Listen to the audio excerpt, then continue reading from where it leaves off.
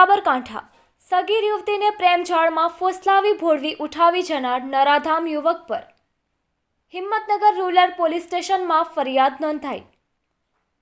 બનાવની વિગત એવી છે કે ગઈ તારીખ 2/9/2024ના રોજ સાંજના આશરે 8:30 વાગ્યાના અરસામાં દીકરીના પિતા દુકાને હતા।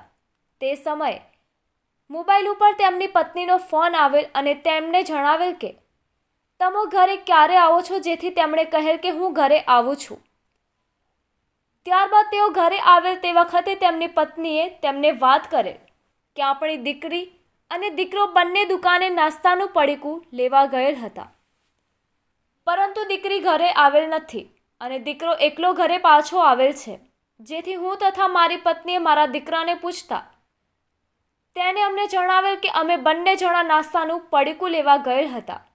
તે વખતે એક ગાડી આવી તેમાં મારી બહેનને બેસાડી લઈ ગયેલ તેવી વાત કરે, જેથી અમે બંને રોડ ઉપર આવેલ હતા અને મારી દીકરી શોધખોળ કરે, પરંતુ તેની કોઈ ભાળ મળેલ નથી।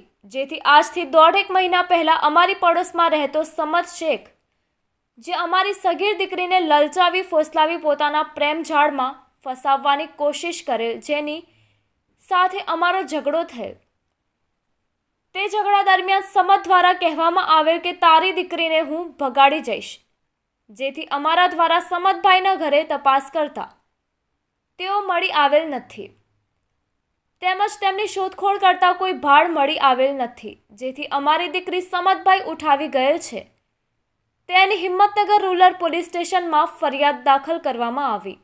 એડિટર જાકીર હુસૈન મેમન।